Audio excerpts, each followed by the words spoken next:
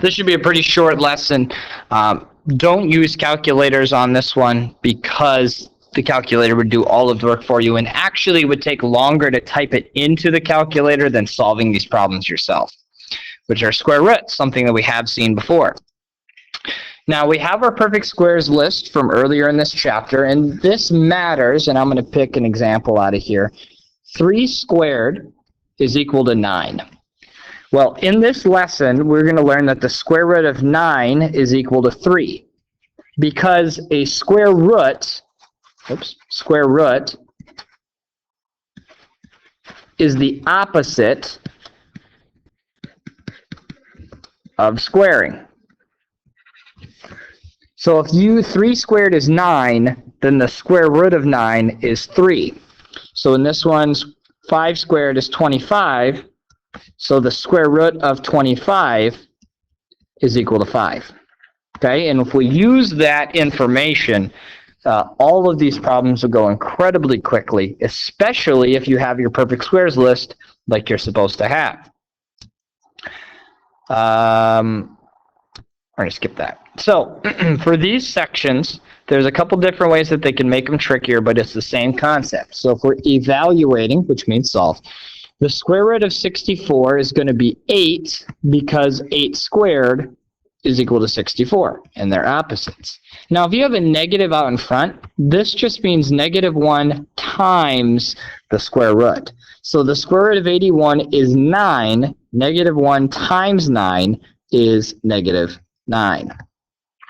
Down here, this means that there are 2 answers, a positive answer and a negative answer, which is fine. So that means the square root of 144 is 12. So our answers will be positive 12 and negative 12. So that's all the positive or negative means. And if we have -1 times the square root of 169, that becomes -13. And the square root of 16 is just a simple 4. Now, this works only for perfect squares. Square root of 7 is a problem because we don't know the perfect square. And I will see students write 3.5, which is horribly, horribly incorrect. Don't do that.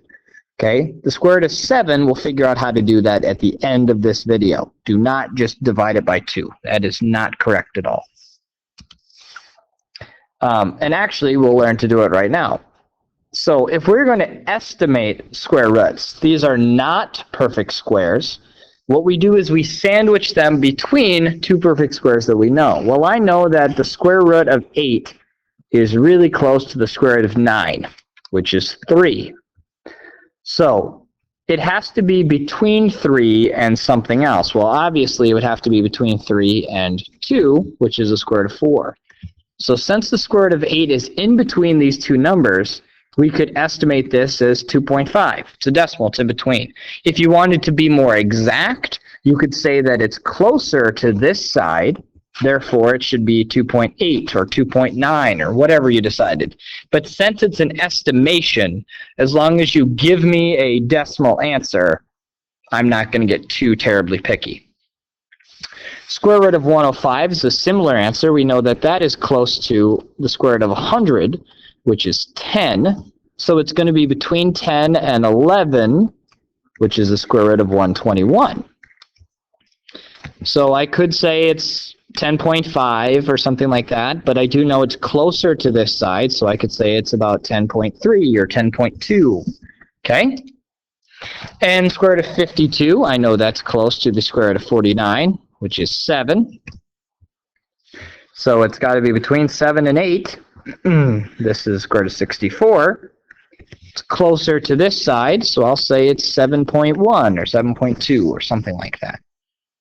Okay, so all you got to do for non-perfect squares, sandwich them between 2 perfect squares and estimate. So I want you to try these 2 on your own and see how you do. This is going to be between the square root of 16 and the square root of 25, which is 4 and 5. So I'll say it's about 4.1. Remember, if your decimal's different, that's not bad. This one is going to be close to the square root of 81, which is 9, or the square root of 64, which is 8. And it actually looks to be pretty close to the middle. So I'm going to say it's about 8.5 or maybe 8.4, something in that range. Okay, so perfect squares, you just give the answer. For non-perfect squares, we estimate by sandwiching. And that's everything. Told you it was going to be a short one.